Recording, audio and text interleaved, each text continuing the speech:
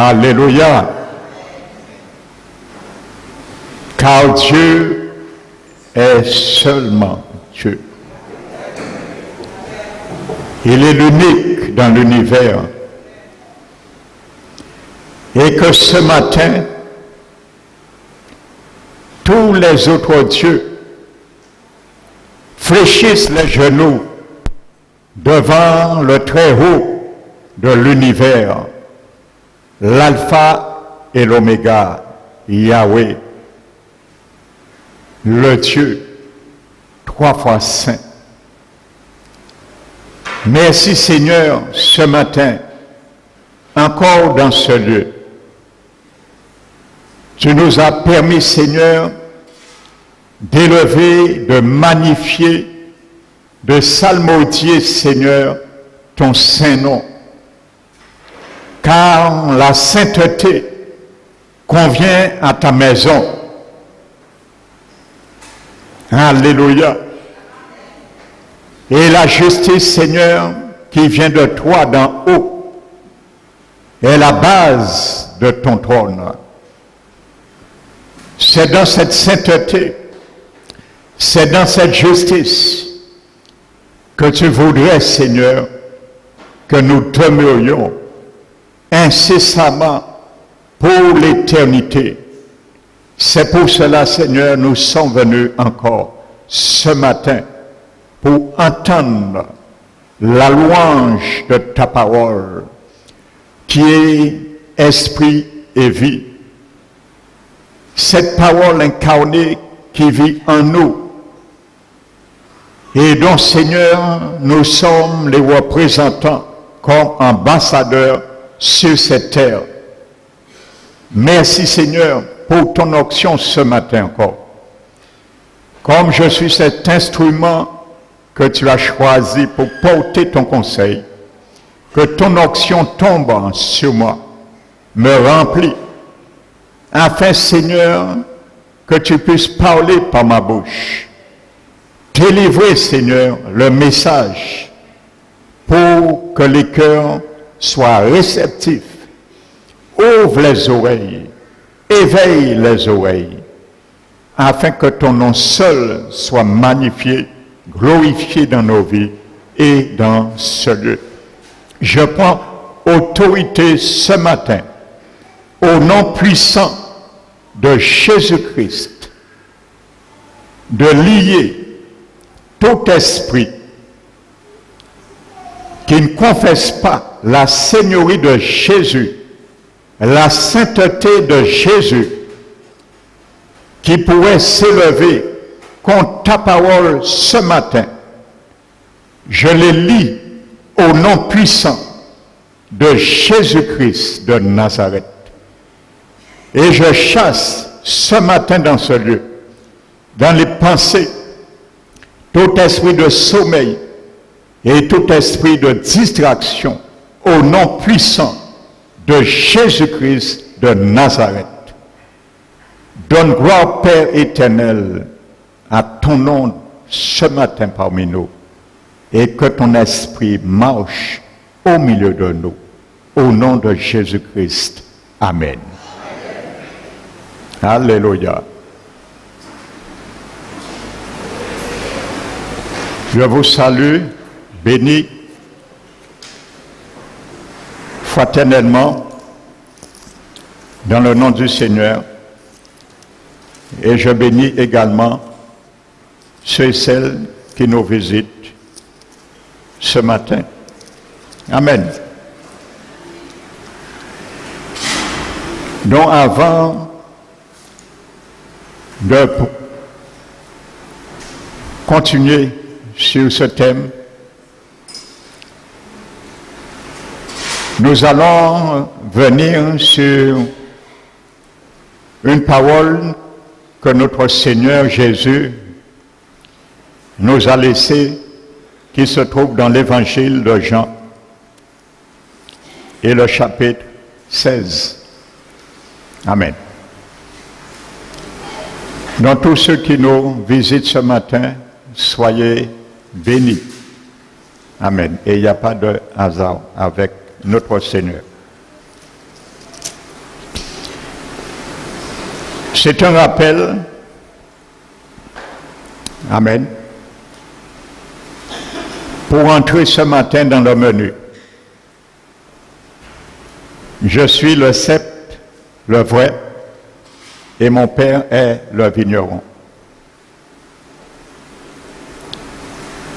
Vous savez, je suis tombé dans la version Darby et il emploie un mot grec, je crois que c'est géorg, à la place de vigneron, et qui dit littéralement, je suis le vrai cep, mais mon père est le cultivateur. Alléluia. Donc ce mot grec que Darby a traduit, le père est le cultivateur. Et ça sonne parfaitement quand c'est lui qui cultive. Amen. Nos vies. Mais regardez ce que dit Jésus dans l'évangile de Jean, le chapitre 16, en parlant du Saint-Esprit qu'il avait promis, ça nous le savons. Mais c'est vraiment pour introduire une réalité. Amen. Pour bien comprendre, comme je disais dimanche dernier, que nous ne produisons pas de fruits. Parce que nous ne pouvons pas produire de fruits, nous n'avons pas de sève. Amen. Nous puisons de la sève et c'est Jésus qui produit le fruit. Nous ne devons que les porter pour bien comprendre cela. Amen. Verset 13. Quand le consolateur sera venu, l'esprit de vérité, il vous conduira dans toute la vérité. Car il ne parlera pas de lui-même. Amen. Mais il dira tout ce qu'il aura entendu. Et il vous annoncera les choses à venir. Il me glorifiera, Jésus, parce qu'il prendra ce de ce qui est à moi et vous l'annoncera. Tout ce que le Père a est à moi. Amen. C'est pourquoi j'ai dit qu'il prend de ce qui est à moi et qu'il vous l'annoncera. Donc, le Saint-Esprit prendra tout ce qui est en Jésus. Jésus est où? Il est en toi. Il est en moi. Si nous l'avons accepté, bien sûr. Dans lui, l'Esprit de Dieu, c'est la sève. Dans cette parabole de vignoble, Jean 15. Jésus est le cep dont l'Esprit Saint puise la sève. Nous sommes les branches, les sarments. Et Dieu le Père est aussi en nous. Amen. Il est le cultivateur, le vigneron. Donc vous comprenez, je viendrai ce matin particulièrement sur le mot demeurer.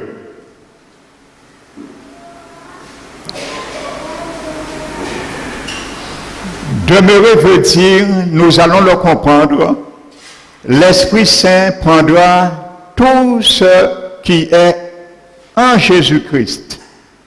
Amen. Et nous le communiquera. Amen. Et nous maintenant, nous devons les porter, les cultiver par le Père. Amen. Donc ça veut dire comme on peut dire, si cette synergie, amen, car c'est une synergie, chacun a sa part, Jésus, le chrétien, l'Esprit Saint et le Père.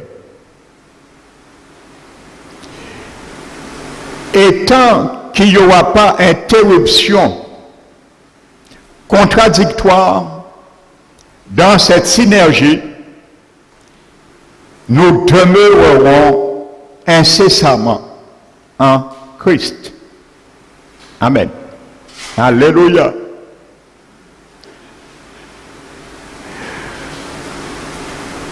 La Bible nous dit dans 1 Pierre chapitre 4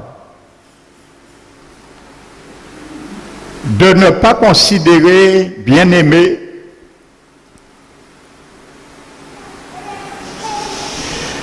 d'être surpris quand nous sommes surpris dans la fournaise de l'épreuve comme quelque chose d'extraordinaire, mais nous dit de nous réjouir de la part que nous avons à partager avec les souffrances de Jésus. Amen. Afin aussi que vous soyez dans la joie et dans l'allégresse lorsque sa gloire apparaîtra.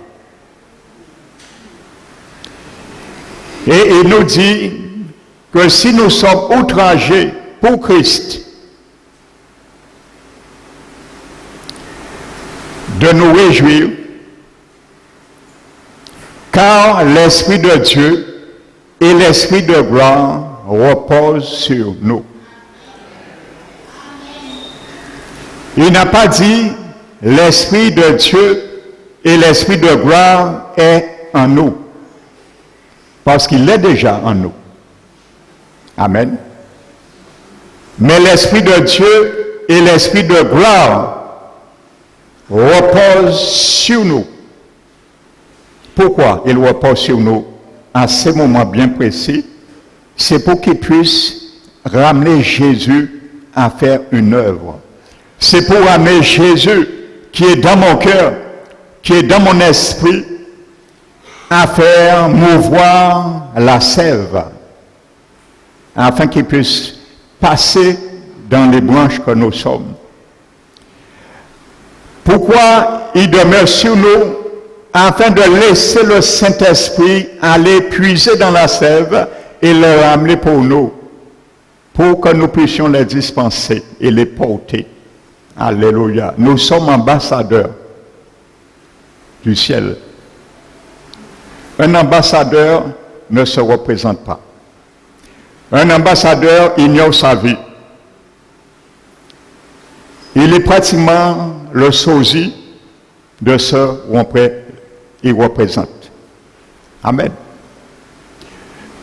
Donc, c'est la même réalité, frères et sœurs. Donc, ce matin, nous allons comprendre vraiment ce fait. L'Esprit de gloire repose sur nous, mais malheureusement, dans la vie de beaucoup parmi le peuple de Dieu, ils refusent cette gloire, qui consiste à laisser mouvoir, activer le processus de la sève dans nos vies. Ça veut dire ce qui est en Jésus. Jésus a dit que l'Esprit Saint prendra tout ce qui est en lui. Jésus est en toi. Il est en moi. Donc, il prendra ce qui est en Jésus et il va nous le communiquer. Amen. Alléluia. Pour que nous puissions le dispenser, l'extérioriser. Amen. Et comme je dis, nos paroles, tes paroles, mes paroles, ce sont nos pensées extériorisées. Amen.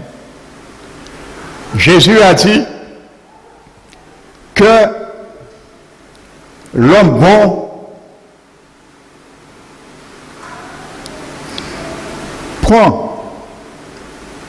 retire de bonnes choses dans son trésor.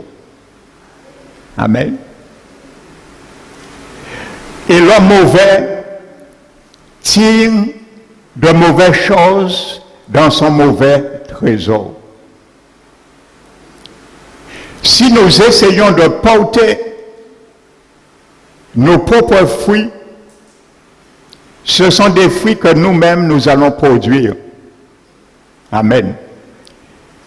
Et ça, c'est dans le trésor de la chair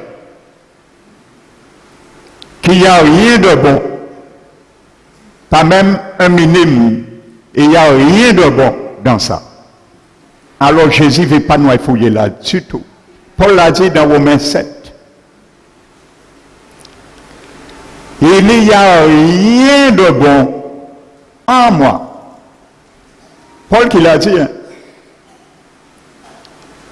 Mais il a bien donné la localité. Dans ma chair, il n'y a rien de bon. Amen. Donc c'est pour ça il y a certains qui produisent du fruit. Ils les portent aussi, mais ça c'est leur propre fruit. Et où ils ont été puisés, c'est dans le mauvais trésor de leur cœur. Mais ce que Jésus veut, que nous portions du bon fruit. Comme il est dit dans Isaïe, je crois, chapitre 6. Ils attendaient que ça vienne porter de bons fruits, mais il a porté de mauvais. Alors Jésus veut et s'attend que tu puisses, que je puisse dans un bon trésor pour porter du bon fruit. Non seulement beaucoup, mais du bon fruit. Il a dit dans sa vie, dans Ésaïe 6, il s'attendait que sa vigne porte de bons fruits, mais il a porté de mauvais. Et c'est ça, si nous portons de mauvais fruits, Jésus l'a dit, que nous serons retranchés. Amen. Parce que le Père, le vigneron, ne veut pas de mauvais fruits. Parce que Jésus est le bon fruit.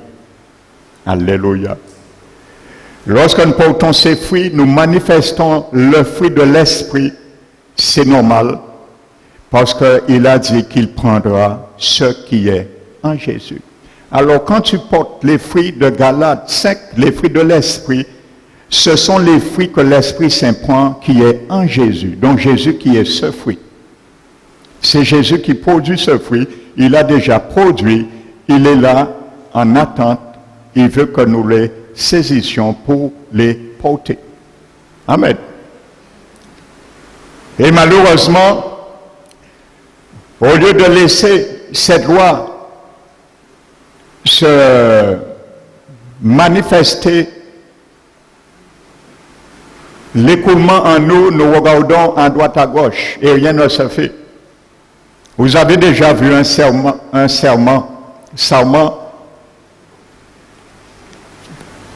regardez, prendre référence sur des plantes, des arbres qui sont plantés à côté de lui. Amen. Il ne peut pas considérer cela pour lui porter du fruit. Amen. Ce qu'il doit considérer qu'il est et il fait partie de la racine nourricière.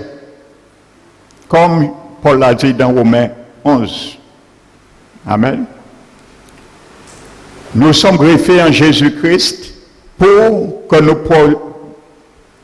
prenons part à la racine nourricière. Amen. C'est ce qui nous nourrit. La racine, c'est Jésus. Alléluia. Donc si nous laissons l'Esprit Saint nous nourrir par cette racine, nous allons porter le fruit.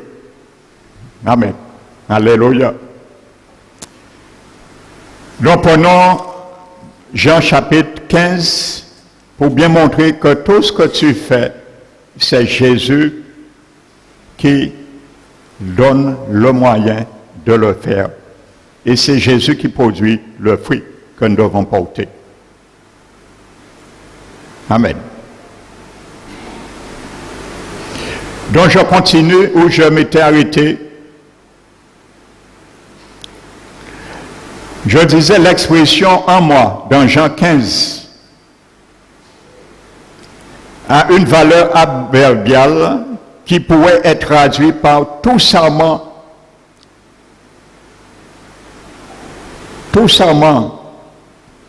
qui ne porte pas du fruit lorsqu'il est en moi,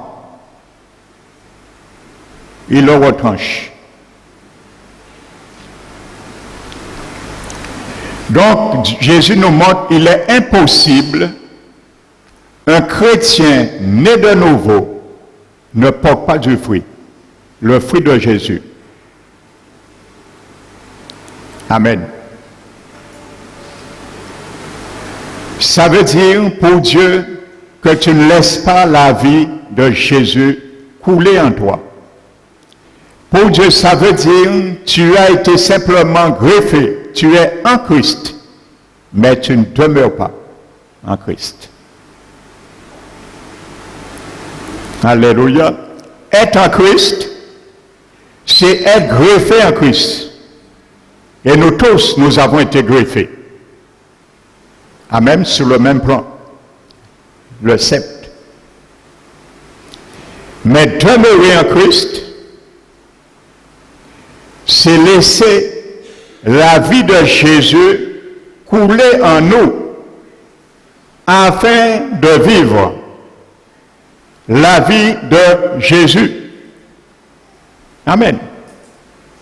Et plus la vie de Jésus va couler en nous, plus nous allons mourir en nous-mêmes. Alléluia. Nous ne pourrons jamais communiquer la vie si nous-mêmes ne sommes pas morts. Et c'est quand tu es mort, tu communiques la vie. Amen. Alléluia. Ça, c'est la loi du ciel. Ça, c'est la loi du royaume de Jésus. Amen. Alléluia.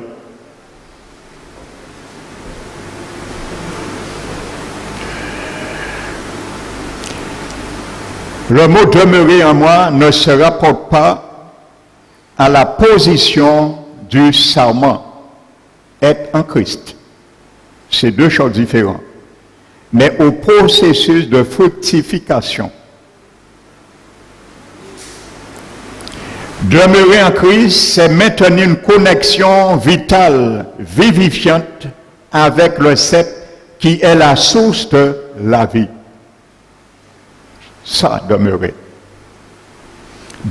Maintenir une connexion vitale avec la source de la vie. Pas du fait d'être attaché. Maintenir une connexion vitale avec la source de la vie. Tout ce qu'on va, où qu'on va, tout ce qu'on fait, on tire de la source qui nous communique ce que nous devons faire ou ne pas faire. C'est la foi en l'obéissance de la parole qui est cette connexion qui unit le sceptre et les serments. Et c'est pour ça que la Bible dit, Hébreux, sans la foi, nul ne peut être agréable à Dieu. Amen.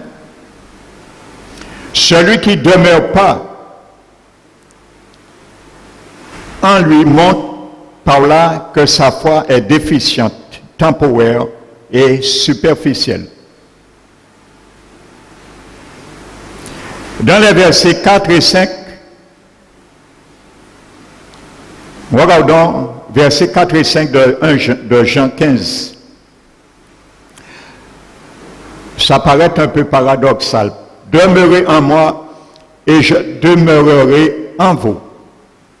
Comme le sarment ne peut de lui-même porter du fruit s'il ne demeure attaché au sceptre, ainsi vous ne le pouvez pas non plus si vous ne demeurez pas en moi. Verset 5, je suis le cep, vous êtes les sarments, celui qui demeure en moi et en qui je demeure porte beaucoup de fruits, car sans moi, vous ne pouvez rien faire. Amen. N'oubliez pas, Jésus est la parole, donc il est la source. Il a dit, l'Esprit Saint prendra tout ce qui est en lui. Et il dit au verset, si vous demeurez en moi, verset 7, et que mes paroles demeurent en vous. Amen. Jésus est la parole, mais ces paroles demeurent en nous. Parce qu'il nous donne des paroles. Amen. Et c'est ces paroles qui vont activer la sève dans nos vies afin de porter le fruit de Jésus. Alléluia. Amen.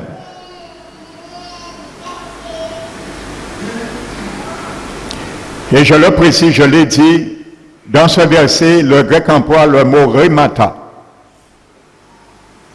Rhémata. Et mes paroles, mes rhémata, demeurent en vous, pas mes logos. Il y a deux mots grecs pour parole. Il y a logos qui veut dire parole, parler, la parole lue. Amen. Jésus est la parole. Lue, la parole incarnée, le logos. Mais mes paroles, rhémata. Le rhéma, ça veut dire la parole appliquée dans nos vies. Pas l'entendre, ça c'est le logos. Jésus emploie dans le grec rhémata, rhéma, au pluriel rhémata. Et il dit, si je demeure en vous et mes paroles demeurent en vous, ça veut dire, Jésus dit implicitement que si je demeure en vous et que tout ce que je vous dis en tant que la parole qui habite en vous, de faire, vous le faites, vous le mettez en pratique, tout ce que vous demanderez au Père, vous l'obtiendrez. Donc tu vois, tes exaucements, ta prière dépend de la fructification. Alléluia.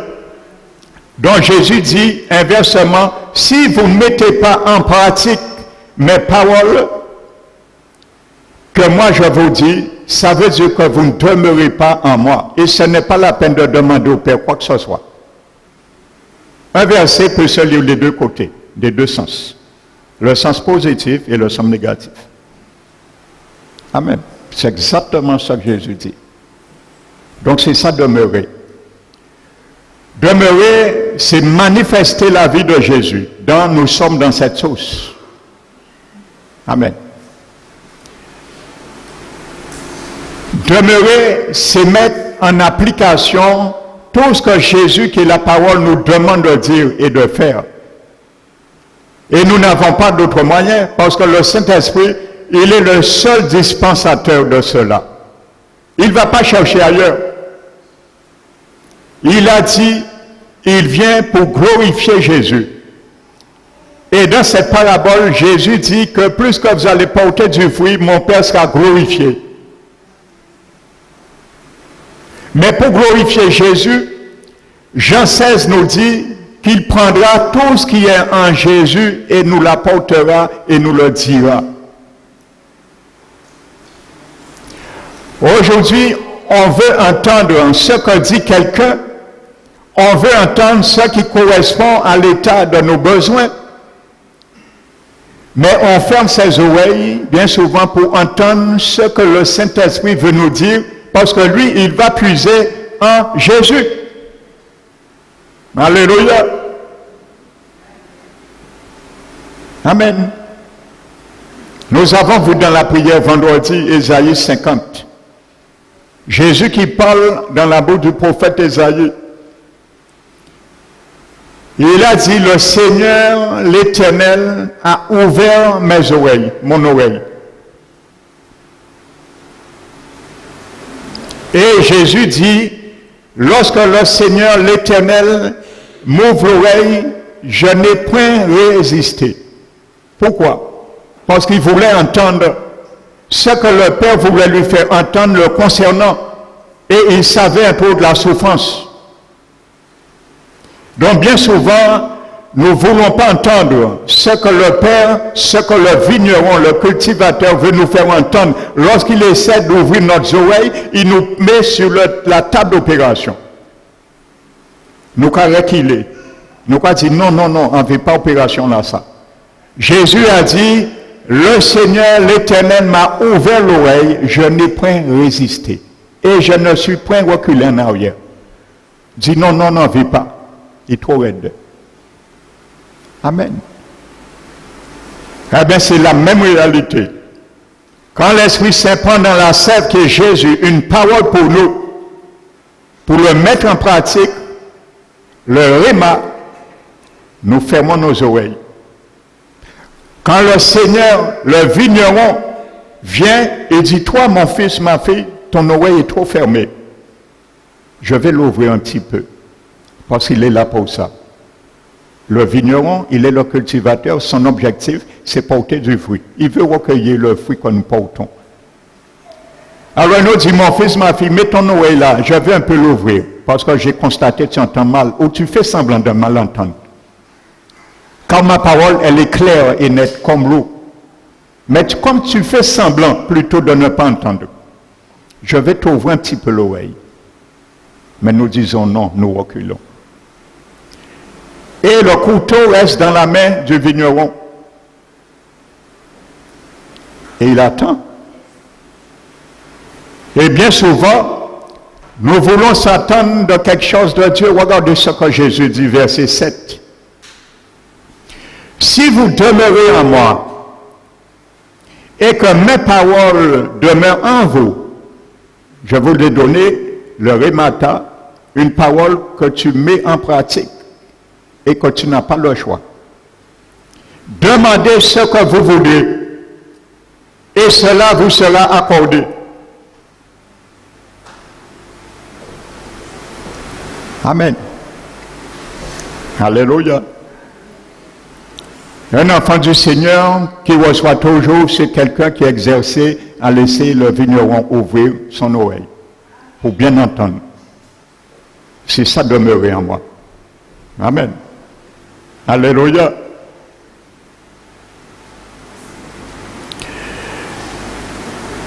Mais vous savez, une opération fait toujours mal. C'est normal, c'est douloureux. Surtout une ablation, parce qu'on perd quelque chose. Mais Jésus, l'Esprit Saint, par le vigneron, veut blâmer certaines choses que nous aimons. Certaines choses dans l'oreille. Je parle l'oreille spirituelle, hein? L'oreille de nos cœurs. Quand c'est bouché, il veut le déboucher. Il veut l'ouvrir pour que nous entendions donc bien ce que l'Esprit veut nous faire entendre. Parce que nous aimons trop entendre ce que nous voulons entendre et ne pas entendre ce que l'Esprit Saint veut que nous entendions. Amen. Alléluia. Nos pensées doivent être les pensées de Jésus. Parce que si nous puisons dans ce trésor, le bon trésor, nous allons extérioriser nos pensées par nos paroles. Amen. Donc je disais, dans le verset 4 et le verset 5, Jésus nous montre, écoute bien, il est impossible de porter du fruit sans une connexion vitale avec le secte. Il est tout aussi impossible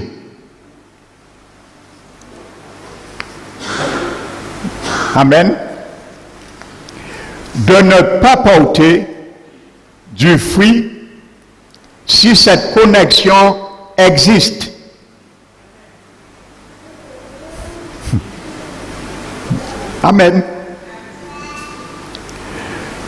Donc celui qui est en moi, en Jésus, est toujours un vrai chrétien. C'est ça que ça veut dire. Et comme je disais, ce n'est pas pour les inconvertis, hein, cet avertissement. On ne veut pas mettre l'avertissement de Dieu. On ne veut pas mettre la sévérité de Dieu. Et c'est pour ça, dimanche dernier, je disais, j'ai déjà entendu beaucoup de serviteurs dire que cette parabole ne s'adresse pas aux chrétiens. Frères et sœurs, Jésus a tout fait ressortir pour faire comprendre cette réalité. Amen. Alléluia. Vous savez, Paul dit, je crois dans Romains 6, Paul dit que lorsque vous étiez esclaves du péché,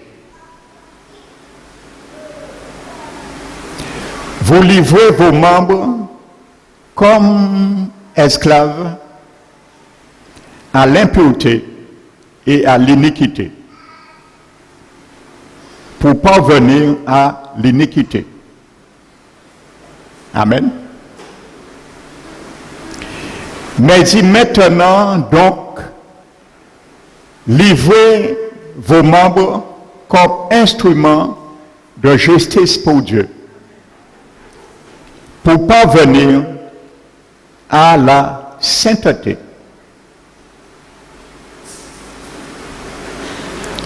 Et il dit, lorsque vous étiez esclaves du péché, quels fruits vous produisiez?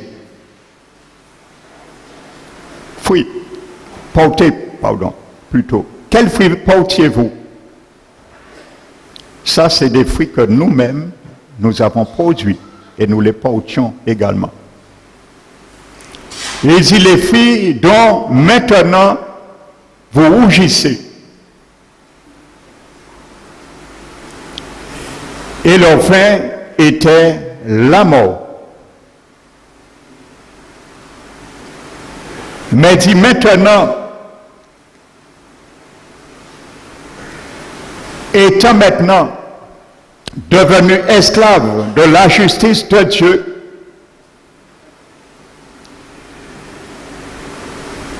maintenant portez du fruit, mettez vos membres pour la justice de Dieu, et sa fin sera la vie éternelle.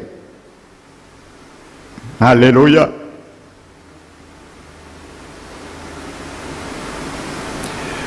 Donc, voyez, frères et sœurs, le fruit de la justice nous conduit à la sainteté et en finalité, la vie éternelle. Le fruit du péché nous conduit à l'iniquité et en finalité, la mort éternelle.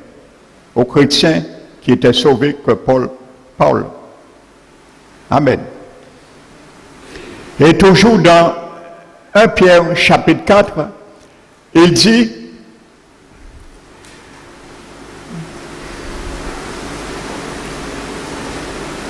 que si nous sommes outragés pour le Seigneur, de ne point avoir honte, mais de glorifier le Seigneur. Amen. Pour ce nom que nous portions. Alléluia.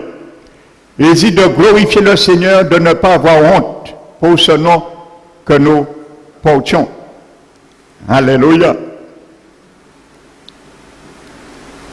Et il dit, si nous souffrons selon la volonté de Dieu, amen, que nous devons remettre notre âme au fidèle Créateur en faisant ce qui est bien. Faire ce qui est bien quand tu souffres, quand je souffre, c'est quoi? C'est laisser la gloire, l'esprit de gloire reposer sur nous. Ça, c'est faire le bien. Si nous souffrons, remettons notre âme au fidèle Créateur. Amen. Et en faisant ce qui est bien. Et laissons le vigneron faire ce qu'il a à faire. Amen. Et il nous dit dans 2 Thessaloniciens 1, c'est une preuve. C'est comme si c'est une suite de ce que je viens de dire dans 1 Pierre 4. C'est une preuve du juste jugement de Dieu, de trouver juste que nous sommes jugés pour le royaume de Dieu, pour y entrer.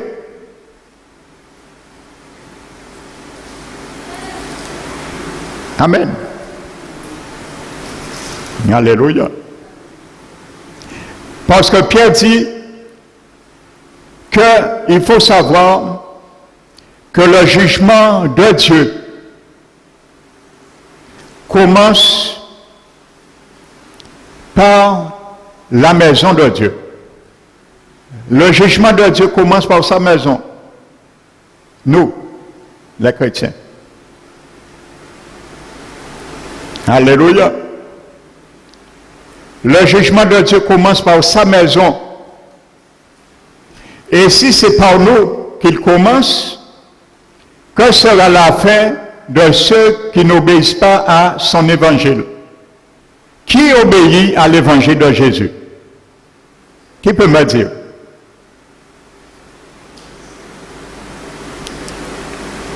Toi et moi. Les païens n'ont pas la capacité d'obéir à l'évangile. Ils n'ont pas l'Esprit de Dieu. Ils ne peuvent pas obéir à l'évangile. C'est toi et moi.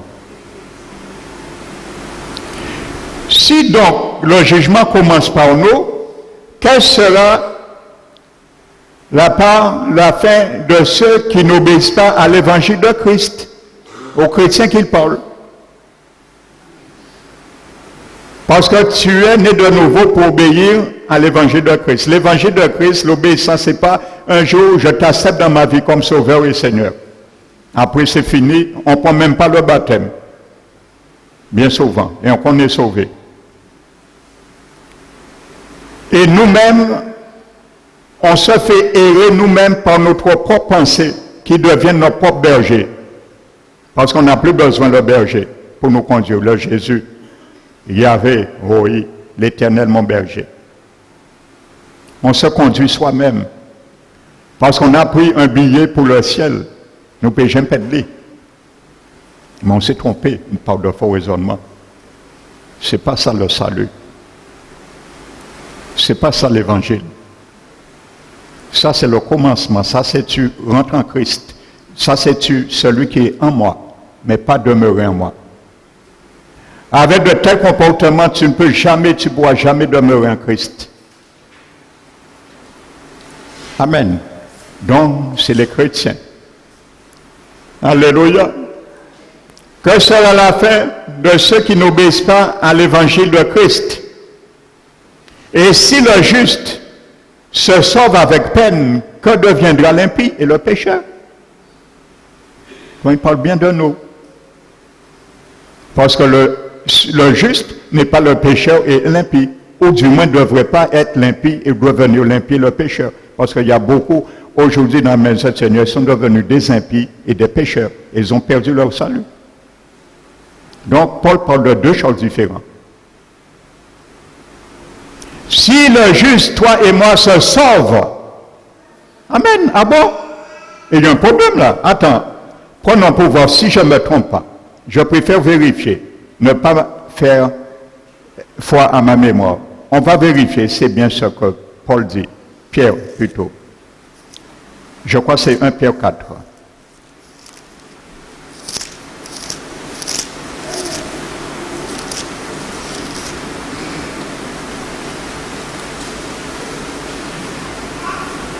C'est bien ça.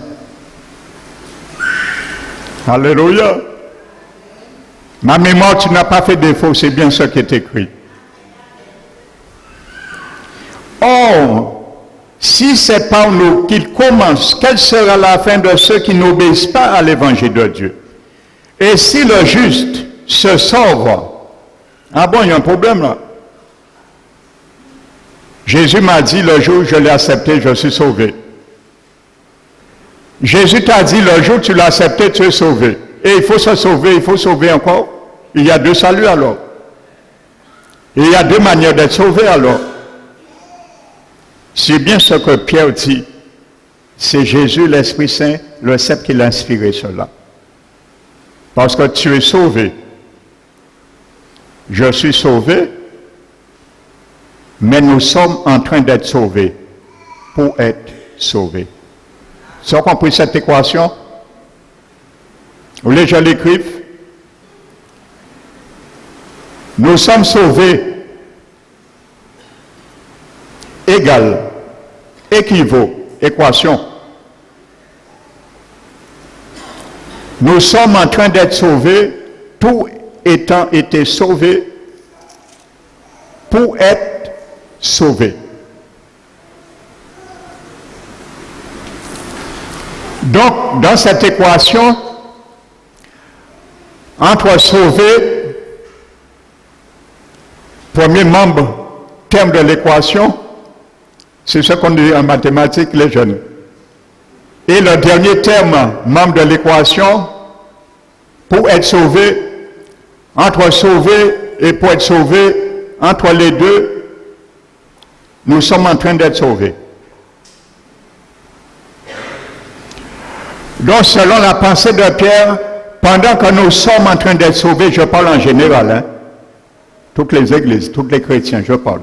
Pendant que nous sommes en train d'être sauvés, nous pouvons être redevenus des impies et des pécheurs. Donc, si tu deviens impie et pécheur, est-ce que tu seras sauvé? Et pourtant, tu as été sauvé. Donc, tu perdras ton salut. Ça pour voir, tu n'as jamais demeuré en Christ. Tu as été simplement greffé. Celui qui demeure en moi, mais celui qui est en moi, mais pas celui qui demeure en moi. Donc, tu seras retranché. Donc, Pierre parle le même langage que tous les apôtres et Jésus-Christ. Il n'y a aucune contradiction. Les apôtres ne se sont jamais contredits. Amen. Alléluia. Même s'il y a des tests antithétiques, il n'y a jamais de contradiction dans la parole de Dieu avec elle-même. Amen.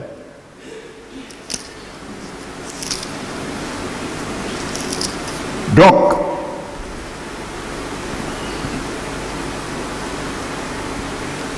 ainsi que ceux qui souffrent selon la volonté de Dieu remettent leur âme au fidèle Créateur en faisant ce qui est bien. Et je disais 2 Thessaloniciens, ce texte m'a renvoyé à un autre verset complémentaire qui dit 2 Thessaloniciens chapitre 1, c'est une preuve du jugement de Dieu de nous trouver dignes d'être jugés pour le royaume. Amen. Car il est de la justice de Dieu de rendre affliction à ceux qui nous ont affligés. Donc tu comprends, quand Dieu veut, frères et sœurs, ça c'est en quelque sorte l'émondage. Amen. Si Jésus veut t'affliger momentanément, c'est pour t'émonder. Ne te juge, ne te vante pas, ne te venge pas. Laisse la rétribution, la vengeance à Jésus. Parce que lui, il te dit que de sa juste justice, lui, c'est de rendre à ceux qui nous ont affligés de l'affliction. Laissez Jésus affliger. Si nous essayons de défendre nous, on se retire de la justice de Dieu. Vous savez, quand tu fais justice en tant que chrétien, enfant du Seigneur toi-même, tu te retires sous la justice de Dieu. Et tu fais justice toi-même. Et il n'y a pas deux justices qui peuvent se faire en même temps. Soit tu laisses Jésus faire justice et tu te retires. Ou soit tu fais justice et Jésus se retire. C'est un ou l'autre. Amen. Il le dit. Et il dit, pour nous donner du repos, nous qui avons été affligés avec nous, lorsque Jésus reviendra du ciel avec les anges de sa puissance. Au milieu, écoute bien ça, ce verset, aux chrétiens, toi et moi qu'il parle. Au milieu d'une flamme de feu, pour punir, pas pour récompenser, pour punir. Qui? Deux catégories d'hommes sur le globe de la terre, y compris les chrétiens. Pour punir tous ceux qui ne connaissent pas Dieu. Vous voyez? Beaucoup me disent, et on pose ces questions, oui, mais si quelqu'un n'a jamais entendu l'évangile, on cherche des échappatoires, frères et sœurs, pour être sauvés. Mais il n'y a aucun échappatoire qui peut être un escalier pour nous ramener au ciel. Il y a un seul escalier pour être sauvé, pour aller au ciel, c'est le sang de Jésus. Le seul escalier, et il n'y a pas d'autre. Ça veut dire, implicitement, il devait chercher à connaître Dieu. C'est ça que ça veut dire, ce texte. Tous ceux qui ne connaissent pas Dieu. Et deuxièmement, tous ceux qui n'obéissent pas à l'évangile de Dieu. Toi et moi. Il est marqué, hein? 2 Thessaloniciens, allons voir si je me trompe encore. Je ne veux pas mentir sur ma mémoire.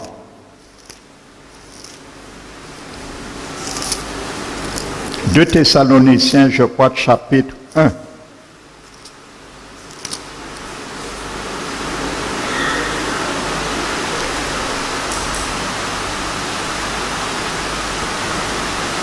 De vous, verset 7, et de vous donner à vous qui êtes affligés du repos avec nous, lorsque le Seigneur Jésus apparaîtra du ciel avec les anges de sa puissance, au milieu d'une flamme de feu, pour punir ceux qui ne connaissent pas Dieu et ceux qui n'obéissent pas à l'évangile de notre Seigneur Jésus, notre Seigneur. Amen. Jésus est ton Seigneur.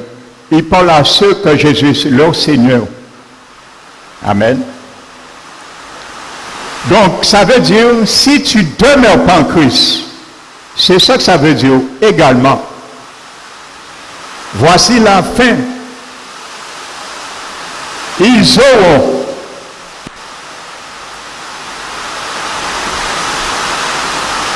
tous ceux qui ne connaissent pas Dieu et tous ceux qui n'obéissent pas à l'évangile de Christ, ils auront pour châtiment éternel, pas momentané, parce que le jugement de Dieu commence maintenant. Je viens tout à l'heure sur ce mot grec, jugement. Je viens tout à l'heure. Ils auront pour châtiment une ruine éternelle, loin de la face du Seigneur et de la gloire de sa force. Si tu es loin de la face du Seigneur, tu as pour châtiment, loin de la face du Seigneur et de la gloire, la force de sa gloire. Est-ce que tu peux être sauvé? Non. Tu as été retranché. Parce que tu n'as pas demeuré en Christ. Amen. Alors ceux qui prennent que Jean 15, c'est pour les païens, si vous l'aviez incurgité, vomissez ça. Bon matin, vomis. Enseignement là, ça. Au nom de Jésus, vomis-le. Ce matin, au nom de Jésus. Parce que c'est un poison que tu as bu. Si on t'a dit Jean 15, c'était pour les païens et non pour les chrétiens, vomis-le. C'est un poison que tu as bu. Au nom de Jésus, vomis-le ce matin. Amen. Alléluia.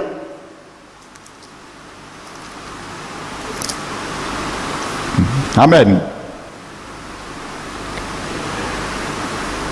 Donc continuons maintenant.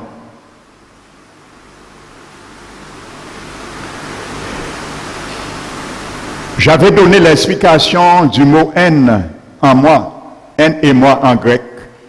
La préposition haine, en grec haine, cette préposition est toujours utilisée pour marquer une relation intime. Mais il ne s'agit toujours pas des inconvertis. Les termes grecs que Jésus emploie, ce sont des termes d'intimité, pour bien faire ressentir ce qu'il voulait dire. N'oubliez pas, je vous ai dit en amont, en préambule, Judas venait d'être retranché. Et il a été brûlé, comme Jésus a dit, au feu de l'enfer. Jésus le dit, hein, il parle de l'enfer là. Nous les chrétiens, si nous sommes retranchés, nous allons brûler dans le feu de l'enfer. C'est ça que Jésus est en train d'expliquer, hein, à toi et à moi. Crois-le, ne le crois pas, interprète, fais ce que tu veux, mais moi je comprends, c'est ce qui est marqué. Et si moi je suis retranché, c'est là que j'irai. Mais au nom de Jésus, je renonce à aller là. Alléluia, car je traite mon corps durement, comme Paul l'a dit, pour ne pas y arriver. Alors j'espère pour toi aussi, ce matin. Alléluia. Lorsque les choses nous vont mal, nous commençons à secouer sur la chaise. Mais c'est ça la parole qui sauve. Faut parole a fait nous souffrir une chaise là. Ça veut dire qu'il est en train de faire une œuvre salvatrice. Ça veut dire que le vigneron est en train de cisailler, il est en train d'opérer soit notre oreille, nos cœurs, ou je ne sais pas. Mais laissez faire œuvre là. Il est le vigneron, il est le cultivateur. Parce que lui, le Père, il ne peut pas porter le fruit. Jésus ne peut pas porter le fruit. Un cep ne peut pas porter le fruit, le produire et le porter en même temps. Donc c'est le sarment qui doit le porter. Donc Jésus ne va jamais, mon frère, ma soeur, faire ce que moi je peux faire. Jamais. Alléluia. Lui, il produit le fruit. Donc, il nous demande de le porter simplement. Nous ne pouvons pas dire Jésus, porter fruit là aussi. Il a porté péché en nous. Nous disons, porter fruit là, il veut nous porter. Alors Jésus a arrêté au ciel et tout le monde sauvé. Parce que la Bible dit que nous avons été recréés en Jésus-Christ pour de bonnes œuvres. Pourquoi tu as été sauvé? Pourquoi tu as été recréé en Jésus-Christ? Le but pour de bonnes œuvres. Pas des œuvres de charité. Hein? Pour des bonnes œuvres, pour rester sauvé. Pas pour être sauvé. Les bonnes œuvres, il ne s'agit pas pour être sauvé. Par nul ne peut être sauvé par les bonnes œuvres de justice qu'il aurait fait. Mais les œuvres maintenant étant sauvées, c'est pour rester sauvé. Alléluia. Et étant été recréé en Jésus-Christ pour de bonnes œuvres que Dieu, le vigneron, le cultivateur a préparé d'avance pour nous. Pour qui? Pour Jésus. Non. Pour nous. Le vigneron a préparé ses bonnes œuvres d'avance pour nous parce que Jésus l'a déjà produit en lui. Il a déjà produit ces œuvres que Dieu le Père a préparées d'avance pour nous afin que nous les pratiquions. Rematant. Alléluia. Afin que Jésus nous donne les paroles, les bonnes œuvres pour les mettre en application. Alléluia. Ça, c'est la synergie du Dieu trinitaire, 3 fois saint. Chacun a sa part impartie. Jésus ne fera jamais ce que le Saint-Esprit doit faire. Le Saint-Esprit ne fera jamais ce que nous devons faire. Et le Père ne fera jamais ce que Jésus doit faire. Chacun a sa part. Alléluia. Amen. L'expression en Christ, je le souligne, parle de la position du croyant. Amen. Contrairement à ce que quand Paul parle être en Christ, Paul parle de la position du croyant dans 2 Corinthiens 5, verset 17 noté.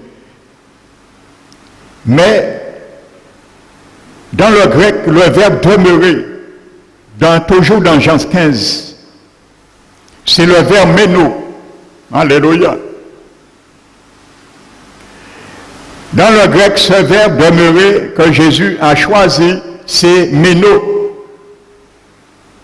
Et c'est à l'impératif dans le grec. À l'impératif, qu'est-ce que ça veut dire? Ça veut dire aussi rester là où on est déjà. Rester là où on est déjà. Donc tu comprends quelque chose? Être en Christ et demeurer en Christ, c'est deux choses différentes. Tu peux être en Christ, je peux être en Christ et sortir où j'étais déjà. Demeurer dans le grec, le mot méno à l'impératif veut dire rester où on est déjà. Pas on va rentrer, on est déjà rentré. Tu es déjà rentré dans le salut. Je suis déjà rentré dans le salut. Jésus est le salut. Il est la vie éternelle. On est déjà rentré là. C'est ça qui dit au verset 2, celui qui est en moi. Amen. C'est pas ce que le verbe méno à l'impératif veut dire. Maintenant, nous sommes greffés.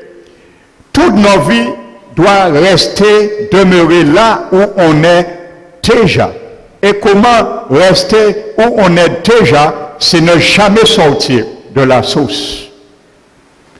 Et ne pas sortir de la source, c'est entendre incessamment les conseils, les exhortations, les avertissements du Saint-Esprit qui va puiser en Jésus-Christ et porter les informations pour nous afin que nous les mettions en application. C'est ça que ça veut dire, rester où on est déjà. Amen. Quand tu as accepté Jésus, quand j'ai accepté Jésus, j'étais dans l'obéissance. Jésus me dit maintenant, reste dans l'obéissance que tu étais déjà au premier jour où tu m'as accepté. Et ne sors pas là. Le premier jour, Dieu m'a fait grâce. Je suis dans la grâce qui m'a sauvé. Il me dit maintenant, reste et demeure dans cette grâce que tu as eue le premier jour de ta vie et ne te désolidarise pas de cette grâce, sans quoi tu seras retranché. Donc je le répète, c'est rester là où on est déjà. S'y maintenir, continuer, endurer. Voici ce que ça veut dire ce mot méno en grec que Jésus a employé pour demeurer et à l'impératif. C'est rester là où on est déjà. S'y maintenir. Alléluia. Maintenir. C'est pas pour rien que la Bible dit celui qui se confie en l'Éternel, il est comme un arbre planté près d'un courant d'eau. Ses racines tendent vers la source. C'est ça, rester nos racines, nos vies, toujours dans cette source. C'est ça, rester sans cesse. Si on se retire, les racines se retirent, les feuilles commencent à se flétrir. Alléluia. Ce feuillage ne flétrit point, il porte ses fruits à sa saison. Amen. Alléluia. Maintenez, continuez. Continuez. Alléluia. Jésus nous dit, tu es en moi, continue maintenant à obéir à l'évangile du salut que tu as entendu le premier jour. Ne t'arrête pas que tu es sauvé parce que tu as demandé le pardon. Je te l'ai accordé parce que tu as accepté mon salut. Ne demeure pas là. Alléluia. Endurez. Amen. Ceux qui n'aiment pas endurer, frères et sœurs. Amen. Alléluia. Donc, s'il n'était pas possible de perdre cette communion avec le Christ, je te pose une question ce matin. Pourquoi le Seigneur avertirait-il au sujet de cet échec possible? Réponds-moi ce matin. S'il n'y avait aucune possibilité de perdre son salut, pourquoi le Seigneur a insisté sur cela, sur cette probabilité? Maintenant, l'épître de Jean, toujours le même narrateur, nous allons voir quelques principes pour demeurer afin d'être sauvés. Et c'est Jean même qui va nous les donner avec le même mot grec. L'apôtre Jean met là, pas dans l'évangile, mais dans ses épîtres. Les épîtres de Jean développent cette condition pour demeurer en Christ. Premièrement, et lorsque nous allons prendre tous ces textes qui ne sont pas exhaustifs, chacun de nous partira dans ce lieu. Pas faire comme un sarment et essayer de regarder à droite, à gauche, voir qu'est-ce qui pousse à ses côtés. Ce n'est pas ce qui lui fera porter du fruit. C'est la manière dont il est hanté dans le sceptre, le tronc et la manière que la sève coule en lui. Amen. Premier principe, condition pour demeurer en Christ. Pas être en Christ, je dis bien demeurer. Verbe meno. Amen. Et nous avons vu que c'est un impératif. Tout ce que nous allons suivre, prends-le à l'impératif du même verbe grec meno. Amen. Ça veut dire demeurer, rester où on est déjà. S'y maintenir, continuer et endurer. Premier principe, pour rester demeuré en Christ, c'est aimer les autres chrétiens, nos frères et sœurs. 1 Jean, chapitre 2.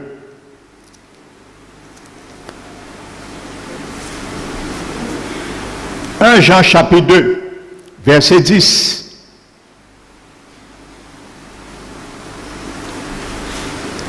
Celui qui aime son frère demeure.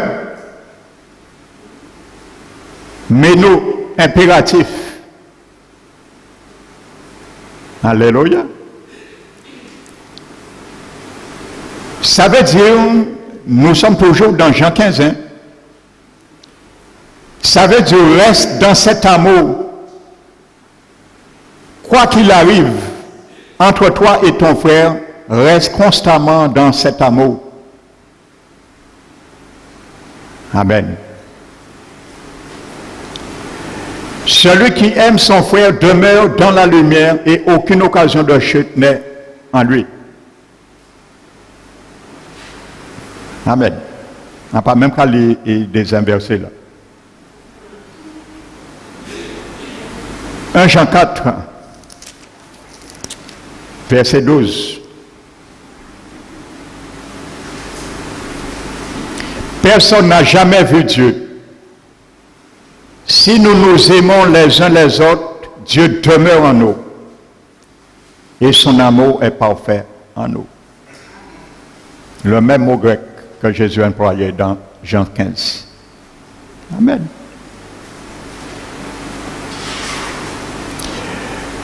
Deuxième principe, condition pour demeurer dans le sceptre.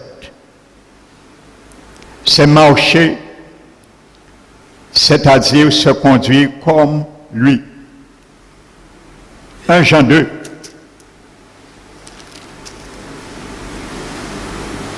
Verset 6. Celui qui dit qu'il demeure en lui, en Jésus, doit marcher aussi comme il a marché lui-même. Nous sommes toujours dans Jean 15, hein, là. Amen. C'est un recueil implicité par Jésus. C'est le même narrateur qui parle là. Amen. Donc maintenant, il nous développe ce que Jésus entendait par demeurer en lui. Rester là où on est déjà, endurer, résister et subir. Amen.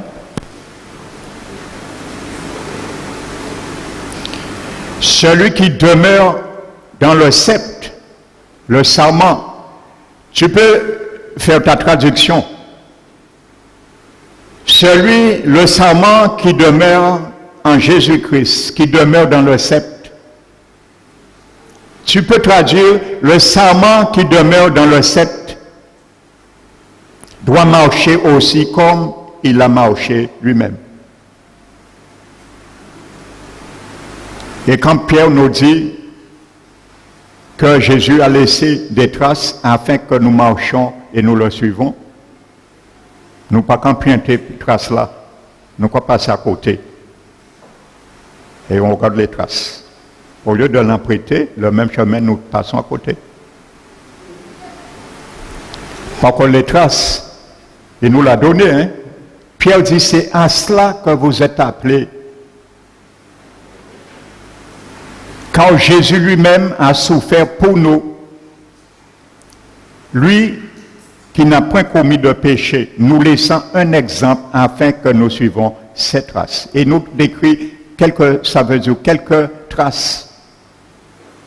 Amen. Et il dit, lui, de sa bouche, n'est point sorti de fraude. Maltraité, ne faisait point de menaces. Insulté, ne rendait point d'injures, mais se remettait à celui qui juge justement. Voici quelques traces. Eh bien, c'est ce que Jean dit. Marche doit marcher comme lui-même a marché. Amen.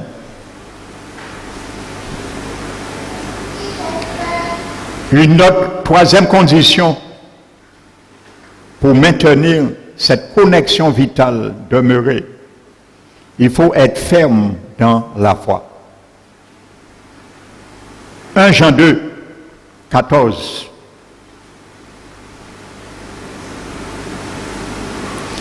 Je vous ai écrit, Père, parce que vous avez connu celui qui est dès le commencement. Je vous ai écrit, jeunes gens, parce que vous êtes forts et que la parole de Dieu demeure en vous et que vous avez vaincu le malin. Demeurer en Christ, ne pas être retranché, c'est aimer la parole. C'est pour ça qu'il a dit au verset 7, Jean 15, « Si je demeure en vous et mes paroles demeurent en vous. » L'application de ce que je vous demande de faire, vous le faites. Amen.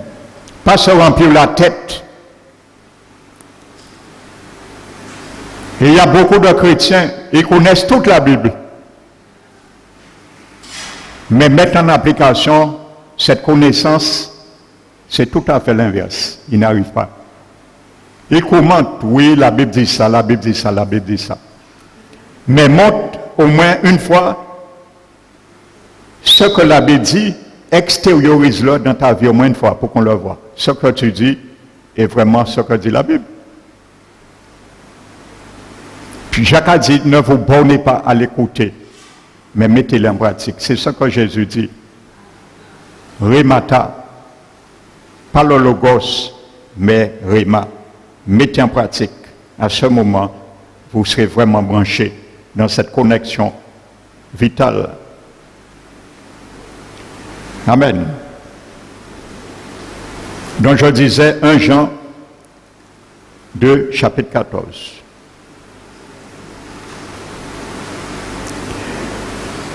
Quatrième,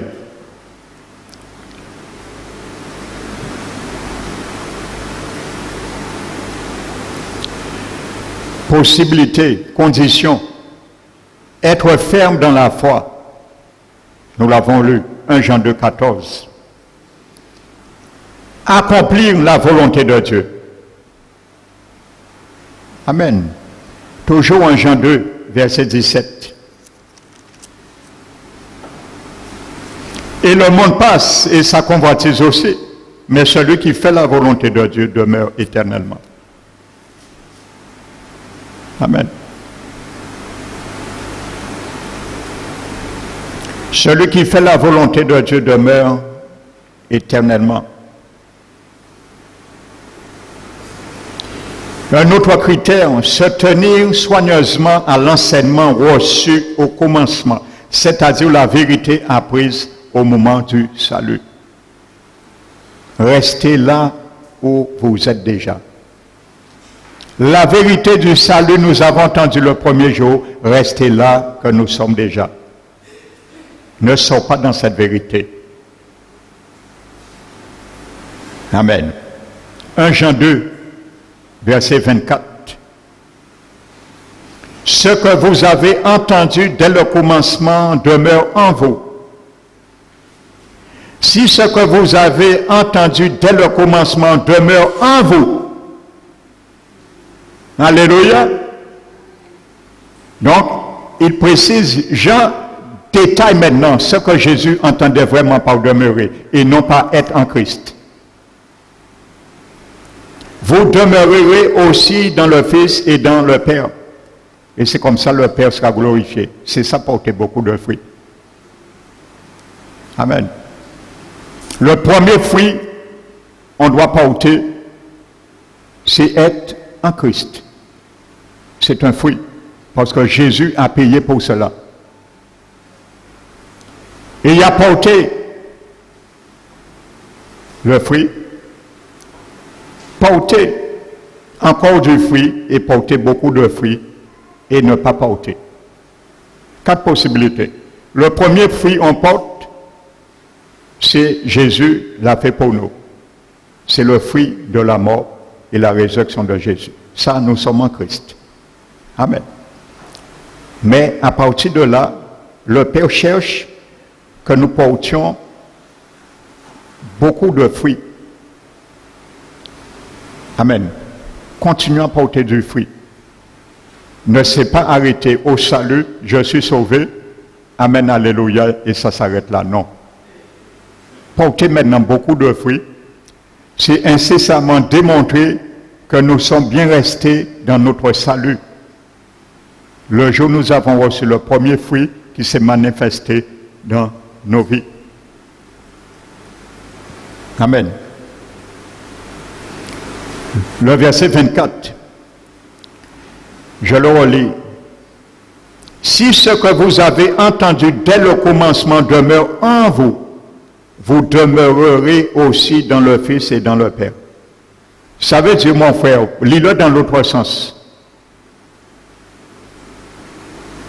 Si ce que vous avez entendu dès le commencement ne demeure pas en vous, s'il y a un si, c'est une probabilité. Amen. Donc ça peut se lire de deux façons. Si ce que vous avez entendu dès le commencement ne demeure plus en vous,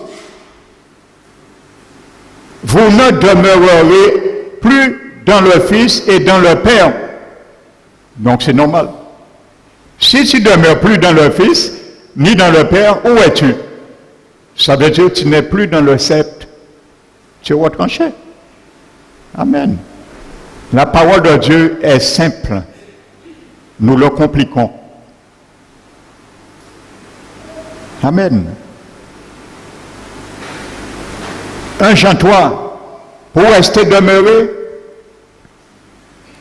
ne pas haïr son frère. 1 Jean 3, verset 15. Quiconque hait son frère, j'ai cherché dans le grec, parce que ce mot paraît trop fort. Mais dans le grec, le mot qui est traduit par haïr, bien que ça veut dire haïr aussi, veut dire détester. Détester seulement. Détester. Littéralement détester. Ça suffit pour te déconnecter et que tu brûles en enfer pour l'éternité. Je ne le souhaite pas pour aucun de nous. Amen. Alors prenez garde aux avertissements qui est délivré ici. Amen. Je ne cesse d'avertir. Amen. Quiconque hait son frère, déteste son frère, est un meurtrier.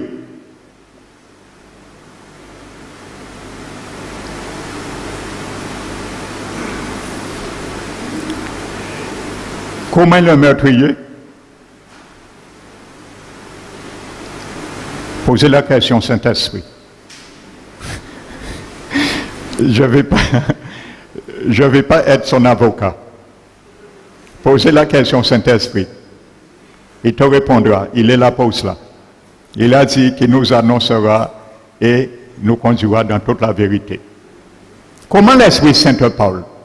Comment il me parle? Nous savons que c'est une personne. Comment tu entends la voix du Saint-Esprit? Et pourtant, il ne nous parle pas audiblement. Vous êtes déjà posé cette question. Comment le Saint-Esprit, qui est une personne, me parle? Comment? Il te parle, il me parle, bien que ça arrive à une échelle très restreinte, audiblement. Mais il nous parle par l'intuition de notre esprit. Parce que l'esprit humain a une fonction que ni l'âme, ni le corps n'a pas. C'est l'intuition. C'est là qu'il nous parle. L'intuition, c'est un organe de notre esprit humain qui permet d'entendre d'une manière inaudible la voix du Saint-Esprit. Et tu sais quand il te parle. Pas que toi, tu parles, pas ton âme qui te parle, mais que le Saint-Esprit te parle. Amen. Et c'est pour ça que la Bible dit un chrétien doit marcher par son esprit. Par son esprit. Pas par le Saint-Esprit. Dans le grec, c'est E minuscule. Par son esprit, qui est conduit bien sûr par le Saint-Esprit qui vit dans son esprit. Alléluia. Et non par la chair. Si tu marches par la chair, si je marche par la chair, je n'entendrai jamais la voix du Saint-Esprit. Mais si tu marches par l'Esprit, tu entendras sa voix. Amen. Quand il te dira ça, c'est ça, tu sauras c'est celui qui t'a parlé. Tu ressentiras cela.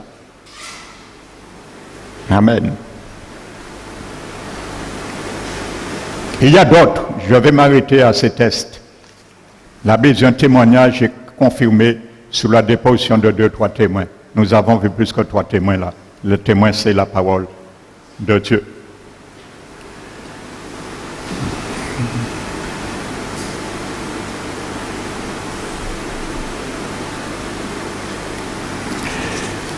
Je viens sur ce que je vous avais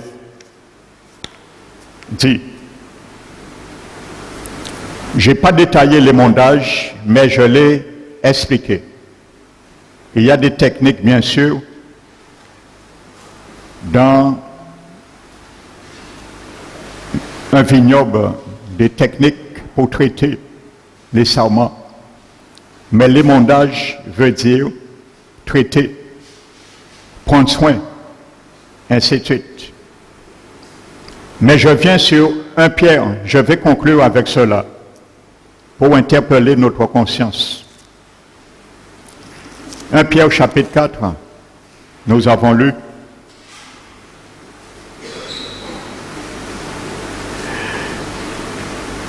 Il est dit au verset 17, « Car c'est le moment où le jugement va commencer par la maison de Dieu. » Je crois dans l'Évangile, le chapitre 5, verset 24 ou 25, Jésus disait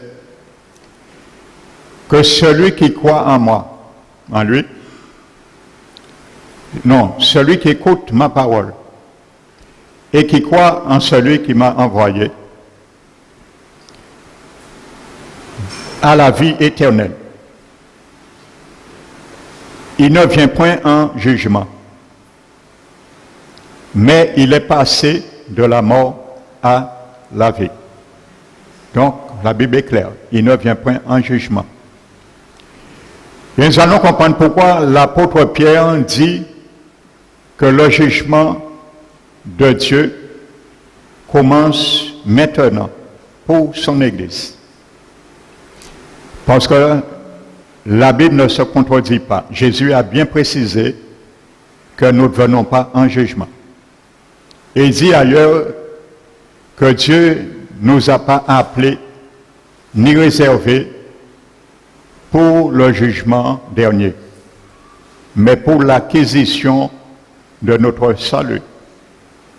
Mais ailleurs, Pierre nous met en garde, Paul nous met en garde, que nous ne sommes pas de ceux qui se retirent pour se perdre. Amen. Mais ceux qui persévèrent pour sauver leur âme. Donc, tu vois, si tu te ranges, pas Dieu, pas Jésus, pas l'Esprit Saint qui te range, si tu te ranges, je me range dans ceux pour se perdre, tu seras retranché. Nous ne sommes pas de ceux qui se retirent pour se perdre. Jésus a dit, le Seigneur l'Éternel a ouvert mon oreille, je me suis point retiré. Si tu es celui ou celle qui se range dans la catégorie, dans le lot de ceux qui retirent leurs oreilles quand Dieu veut l'ouvrir, tu te perdras et ton âme. Et tu seras réservé pour le jugement dernier. Or, Dieu nous a appelés pour l'acquisition de notre salut. Et Pierre nous dit aussi de nous appliquer, ayant cette promesse,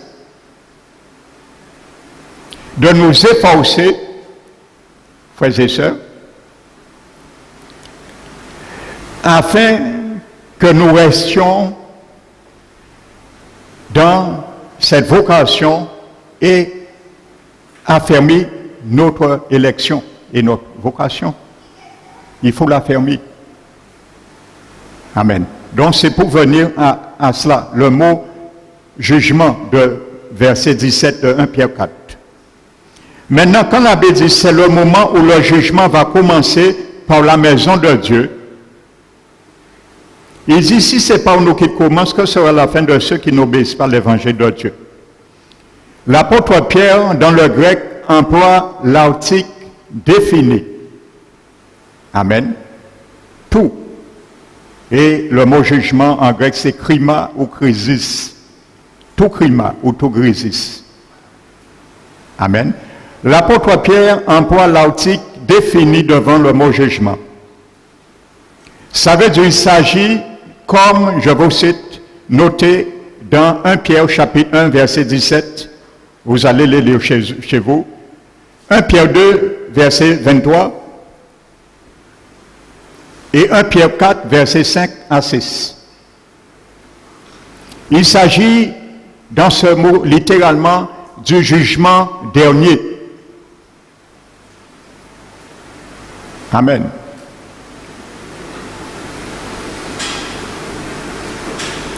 Du jugement dernier. Comment il s'agit pour nous du jugement dernier? Et la Bible dit c'est maintenant que Dieu nous juge. Amen. C'est la même expression notée et le sens dans Hébreux 6 verset 2 noté. Jude verset 4, il y a un seul chapitre. 2 Pierre 3 verset 7. Apocalypse 17 verset 1. Nous allons le lire, au moins ce verset. C'est la même expression avant de venir sur l'explication. Amen. Apocalypse 17 verset 1. Puis un des 7 anges qui tenait les 7 coupes vint et il m'adressa la parole en disant, viens, je te montrerai le jugement de la grande prostituée. Le même mot grec qui traduit qui est employé dans 1 Pierre 4, 17. Donc c'est le jugement dernier. Amen. Pour que nous ne puissions pas rigoler avec notre salut et à la parole de Dieu. Le chapitre 18, Apocalypse, verset 20 également. Notez le même mot, l'expression.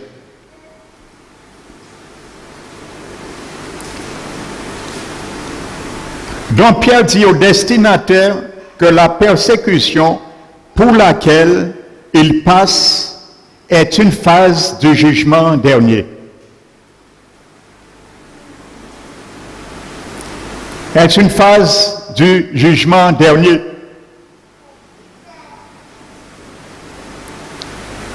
Amen. Ça veut dire que si, comme il dit que nous devons souffrir à cause du royaume pour lequel nous souffrons en vue de rentrer, ça veut dire ceux et celles qui vont refuser. Il s'agit, je vous ai montré plusieurs tests, qui a la même connotation et le mot même grec. Amen. Pierre explique aux chrétiens que ce que Dieu permet maintenant, que ce soit les afflictions, parce qu'ils étaient dans une dispensation de persécution et d'affliction de ceux de l'extérieur, mais ça peut être aussi de ceux qui sont de l'intérieur. Parce qu'aujourd'hui, il y a des chrétiens qui quittent les églises parce qu'ils sont plus affligés en restant dans certaines églises locales qu'en restant dans le monde. C'est malheureux de le dire. Et il y a certains qui ont déjà quitté. Et après, je cherche la raison. Il me dit, pour telle et telle personne, ils ont quitté. Ils ont fait telle et telle chose à cette personne. C'est dommage d'entendre ça. C'est une honte, je dirais même, pour un chrétien du Seigneur d'entendre un tel propos à notre égard. Quel témoignage. Donc, c'est ce contexte. Donc, Pierre le dit au destinataire que les afflictions que Dieu permet, selon sa volonté, et nous l'avons vu, qu'on remette notre âme au fidèle Créateur, parce que lui connaît, vous savez, mercredi dans l'enseignement, dans Jacques 5, j'expliquais le mot grec est traduit par si quelqu'un dans l'Église souffre. Ce mot grec n'est pas une souffrance physique, une maladie physique qu'on souffre, mais un tort, une offense que quelqu'un nous a fait.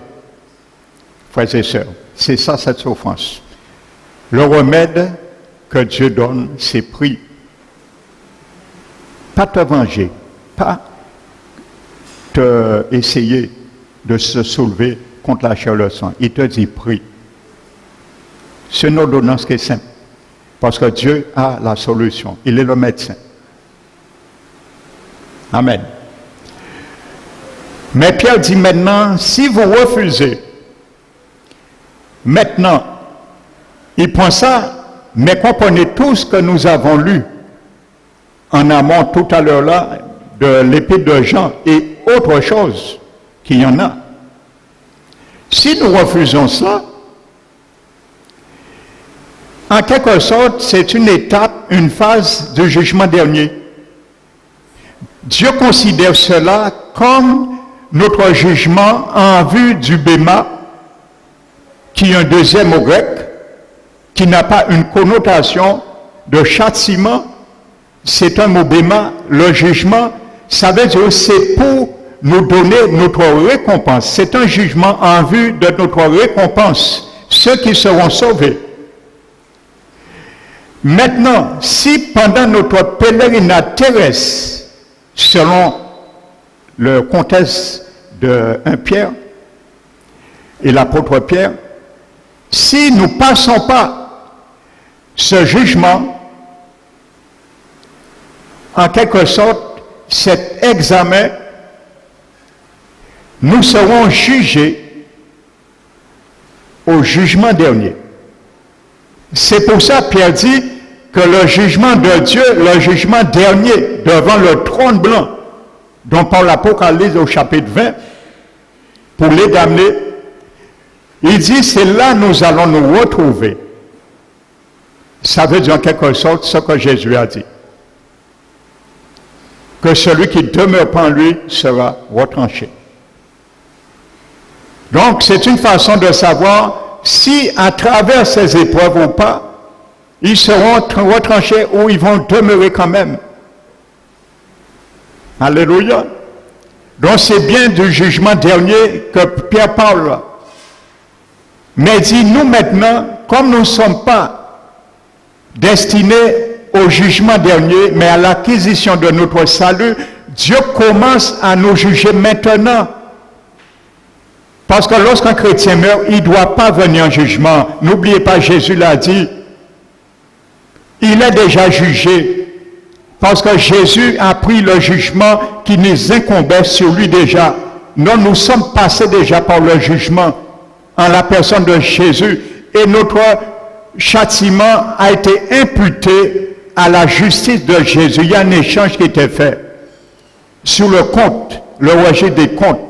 Notre registre qui nous condamnait est tombé sur le registre de Jésus et son registre de sa justice nous a été attribué. Il y a un échange qui a été fait. C'est pour cela la Bible dit que par la justice de Dieu, nous avons été imputés à sa justice. Un échange qui a été fait. Frères et sœurs. Amen. Donc le chrétien maintenant qui mourra dans l'impiété, à ce moment, il est mort dans l'impiété, c'est normal, il viendra au jugement dernier. Parce qu'il avait déjà été jugé quand il était sur terre. Vous savez, un païen, un inconverti, un damné, un mécréant, tout ce qu'on peut donner, peut-être bien souvent, ils ne sauront pas pourquoi ils viennent en jugement. Ils auront peut-être un aperçu, parce qu'ils vont dire, oui, mais je n'ai pas l'occasion d'entendre l'évangile, tout ce qu'ils pourront dire, mais ça va faire rien du tout. Parce que Jésus va dire, ton nom n'est pas dans le livre de vie, ne me dis rien. Je connais tout ce que tu vas me dire. Peut-être, ils auront peut-être pas une idée, mais un chrétien, comme moi et toi, lorsqu'il viendra en jugement, Jésus n'aura pas à lui dire pourquoi tu es devant moi, devant le trône blanc. Il saura. Il saura.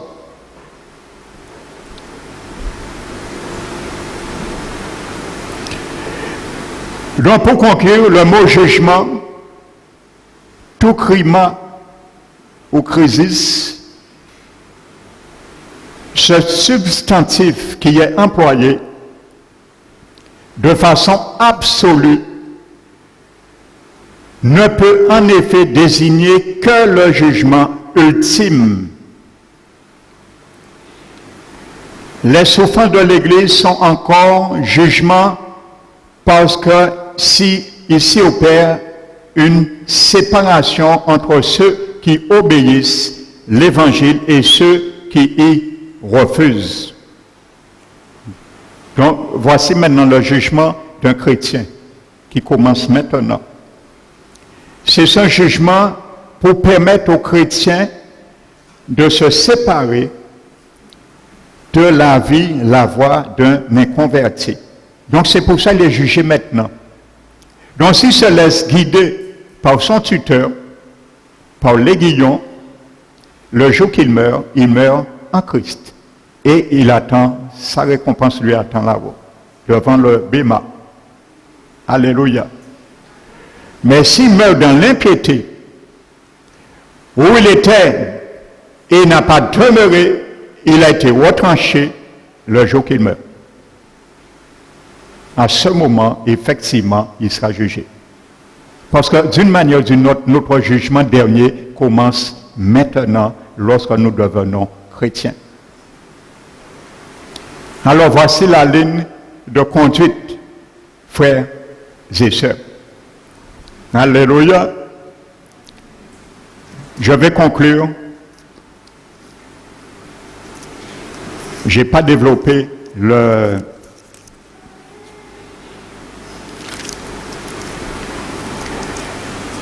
l'émondage, mais je me suis entretenu en quelque sorte avec vous.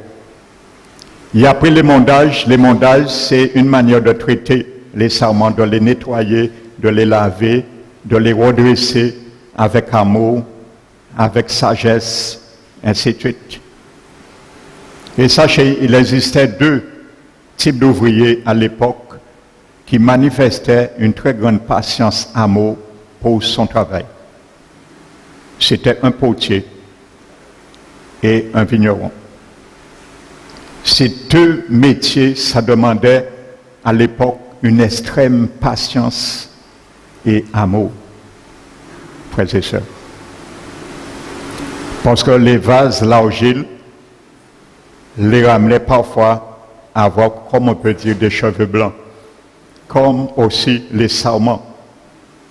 Amen. Bien souvent, les sarments tombaient et baignaient, traînaient dans la boue. Ils passaient et les redressaient à une hauteur de 90 cm, 1 mètre, avec des tuteurs des treillis pour permettre le soleil et le vent de passer. Il les lavait. Le vigneron passait chaque jour avec un seau d'eau. Il avait ces gens de sarments qui se traînaient pour enlever la boue, les parasites, les médiums, les insectes, ainsi de suite. Il les traitait, ainsi de suite. Mais bien souvent, lorsqu'ils se tournaient le dos, un petit vent passait, le sarment retombait. Le lendemain, il venait encore, il le redressait. Et c'est comme ça un peu. Jésus nous redresse par sa parole avec amour, sagesse. On sort, on entend quelque chose pour nous, ça rentre là. Lorsqu'on sort de l'église, on demande à celui qui était venu avec nous, qu'est-ce que pasteur a dit? De quoi il parlait? Dieu te parle quelque chose pour toi. Tu sors, tu demandes à celui qui est avec toi de quoi le pasteur a parlé. Et c'était pour toi. Tes oreilles étaient fermées. Tu as empêché Jésus d'ouvrir ton oreille. On retombe. Mais le vigneron, il a de la patience et l'amour. Il ne veut pas nous perdre. Il va nous relever. Il va nous nettoyer encore. Il va t'emmener encore. Tu vas entendre la même chose d'une autre recette. Tu l'avais entendu en coup bouillon de poisson. Il va te faire l'entendre en tripe et figue. Tu vas encore faire la soude d'oreille. Il va t'emmener à l'entendre encore une troisième fois. En soupe. Jusqu'à ce que ton oreille s'ouvre. Un peu, c'était la patience du vigneron. Et regardez ce, lorsque sa patience est arrivée à bout, voici l'avertissement solennel. Et que nous partions avec sa méditation. Ésaïe chapitre 5, verset 1. Je chanterai à mon bien-aimé le cantique de mon bien-aimé sur sa vigne. Mon bien-aimé avait une vigne sur un coteau fertile. Un coteau, c'est une petite colline. Il en remua le sol.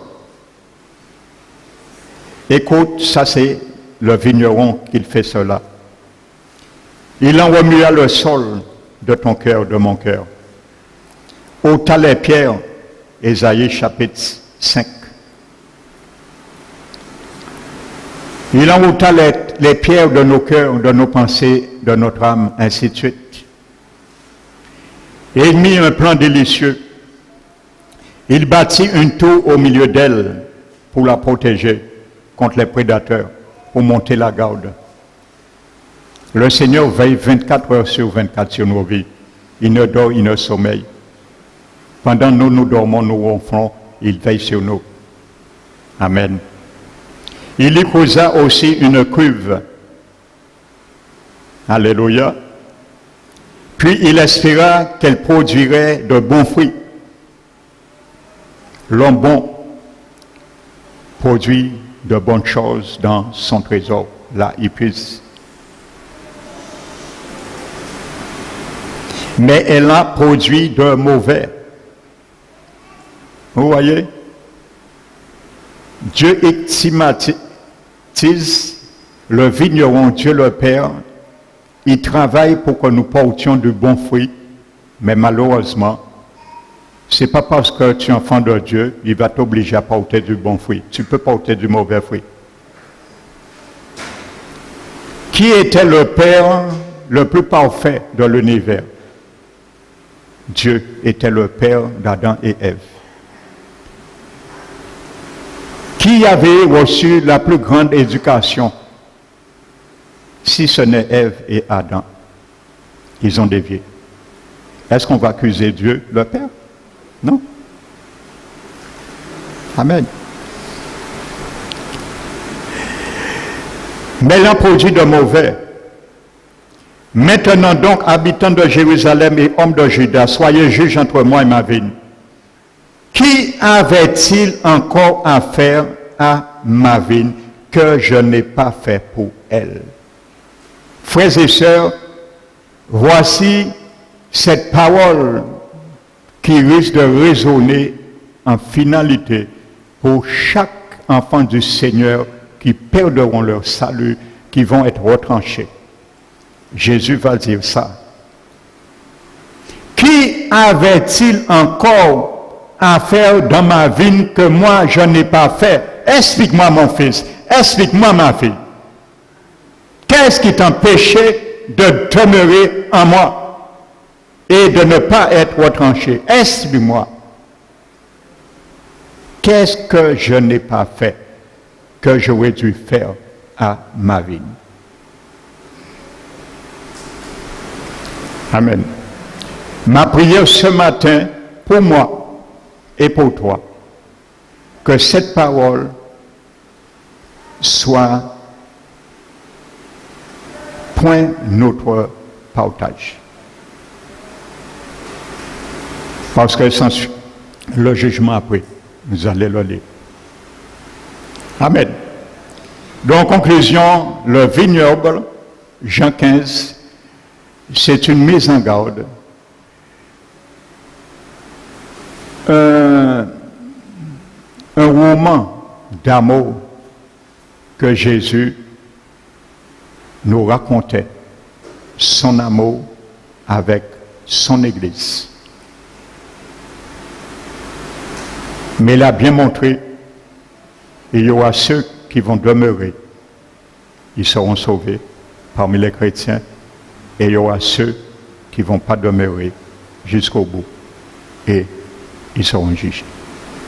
Maintenant, à toi seul de prendre une décision ce matin, à toi seul de choisir où tu dois être, dans quel lot. Moi, j'ai fait mon choix. À toi de faire et de choisir. Que la volonté du Seigneur nous conduise dans le bon choix. Amen. Nous allons louer maintenant notre Seigneur.